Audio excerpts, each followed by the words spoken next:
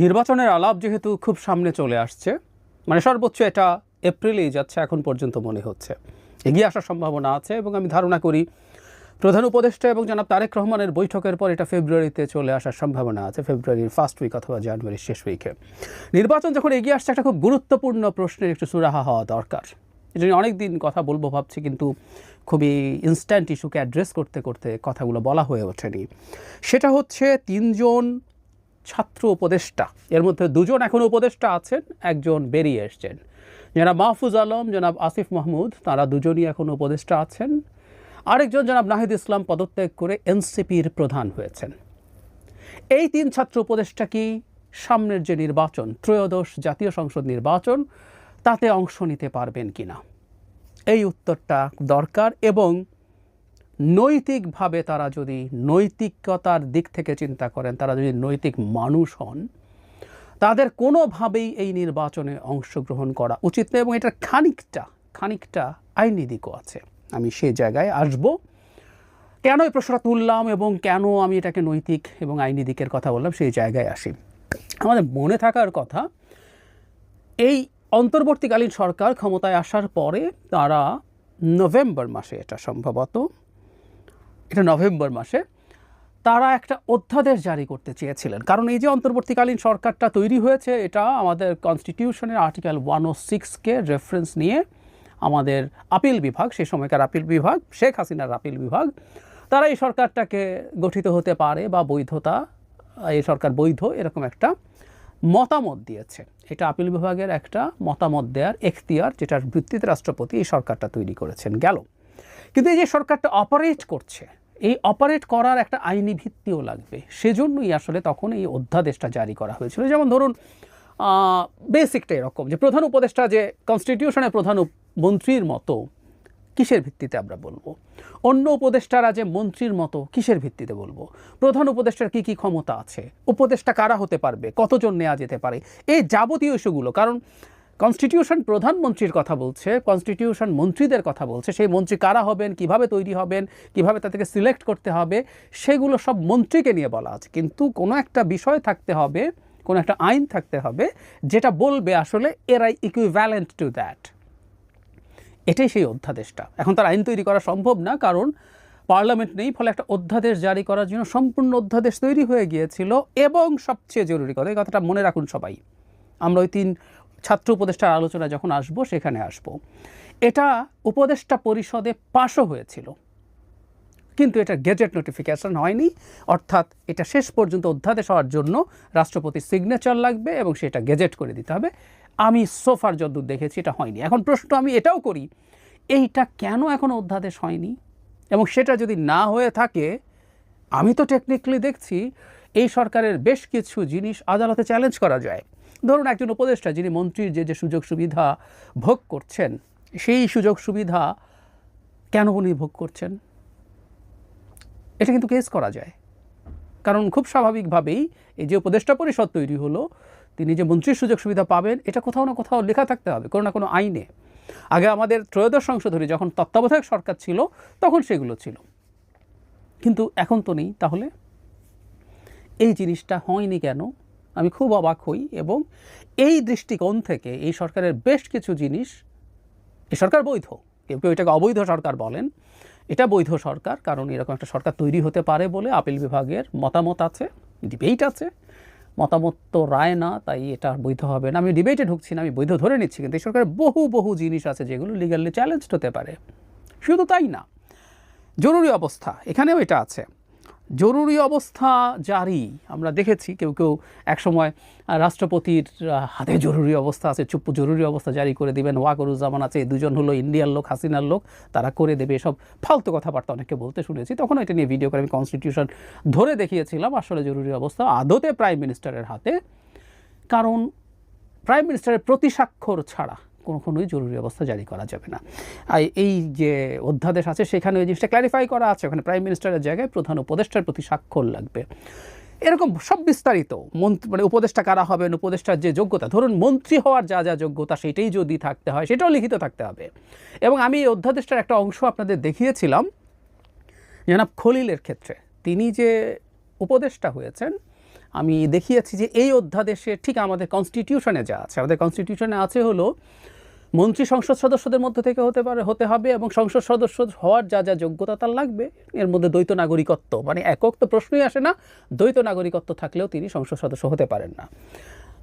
10% technocrat মন্ত্রী নেওয়া যায়, সেই ক্ষেত্রেও তাদের সংসদ সদস্য না হলেও চলবে, কিন্তু সংসদ সদস্য হওয়ার যা যা যোগ্যতা দরকার সেগুলো তার থাকতে হবে। তার মানে হচ্ছে এই কোনোভাবেই, আমি আবারও বলছি, কোনোভাবেই বাংলাদেশের হিসাবে কোনো মন্ত্রী দ্বৈত নাগরিকত্ব নিয়ে হতে পারবেন না। ইনফ্যাক্ট উপদেষ্টাদের ক্ষেত্রেও ঠিক এই কথাটাই অধ্যাদেশে লেখা ছিল। কেউ কেউ বলবেন এটা অধ্যাদেশ হয়নি, কিন্তু এটা পাস হয়েছে। এবার যে জায়গাটায় আসছিলাম, অনেক কিছু আছে, তাদের দায় মুক্তি দেওয়া আছে তারা যেহেতু কাজ করছেন। যদি এসব নিয়ে প্রশ্ন আছে, প্রশ্ন হচ্ছে অধ্যাদেশ কিন্তু দিনের শেষে পরবর্তী সংসদে এটাকে আইনে পরিণত করতে হবে, না হলে অধ্যাদেশ আসলে এফেক্টিভ থাকবে না। এটা খুবই জরুরি ব্যাপার। সো অধ্যাদেশ দিয়ে for the time being next পার্লামেন্টের আগ পর্যন্ত কাজ চলবে এবং কোনো লিগ্যাল চ্যালেঞ্জ হলে সেটাকে সে ডিফেন্ড করতে পারবে, ফেস করতে পারবে, কিন্তু সেটা পরবর্তীতেও আইনে পরিবর্তিত হওয়ার প্রশ্ন আছে। সুতরাং এই ব্যাপারগুলো অবশ্যই সবাইকে মাথায় রাখতে হবে।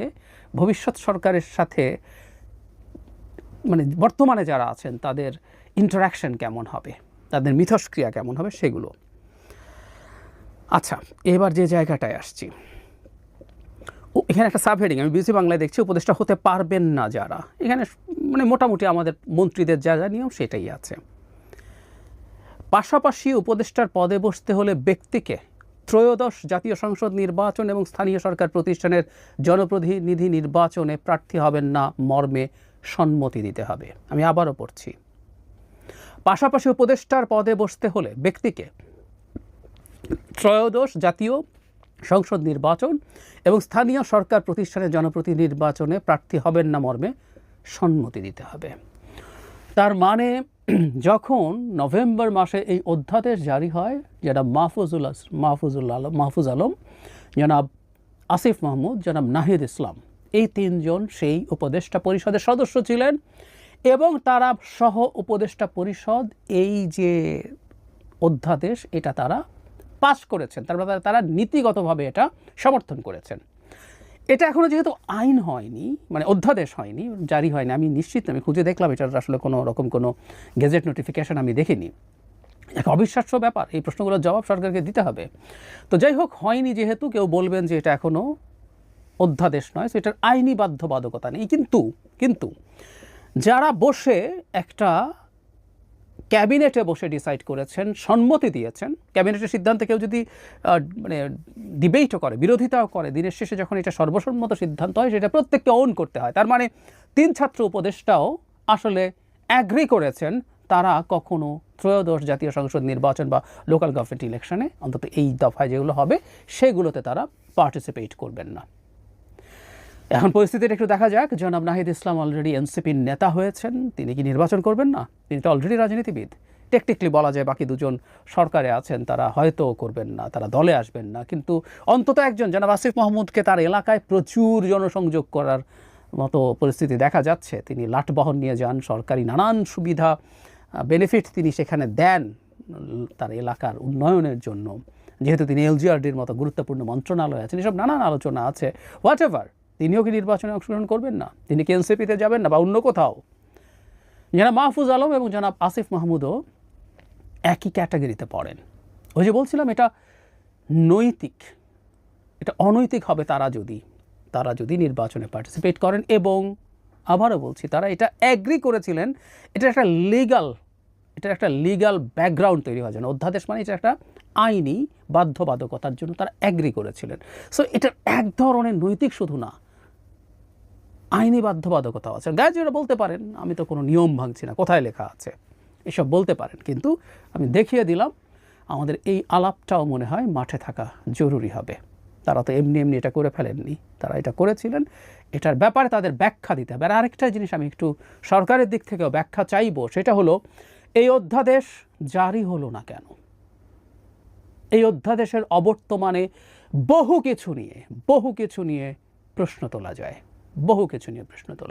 এই যে উপদেষ্টারা বসে মন্ত্রিত্ব করছেন, তাদের আদেশ শোনা যাচ্ছে, আদেশ প্রতিপালিত হচ্ছে, তাদের বেনিফিট হচ্ছে, বা তারা আরও অনেক নিয়োগের ক্ষেত্রে সাইন করছেন, প্রত্যেকটা প্রশ্নবিদ্ধ করা যায়। কারণ কারণ আমাদের সংবিধানে, আইনে কোথাও উপদেষ্টা বলে কিছু নাই, প্রধান উপদেষ্টা বলে কিছু নাই। এগুলোর এই লিগ্যাল ব্যাকগ্রাউন্ড ছাড়াই সরকার 10 মাস পার করে দিয়েছে। এটাও সরকারের কোন ধরনের কূটকৌশল আমি নিশ্চিত নই।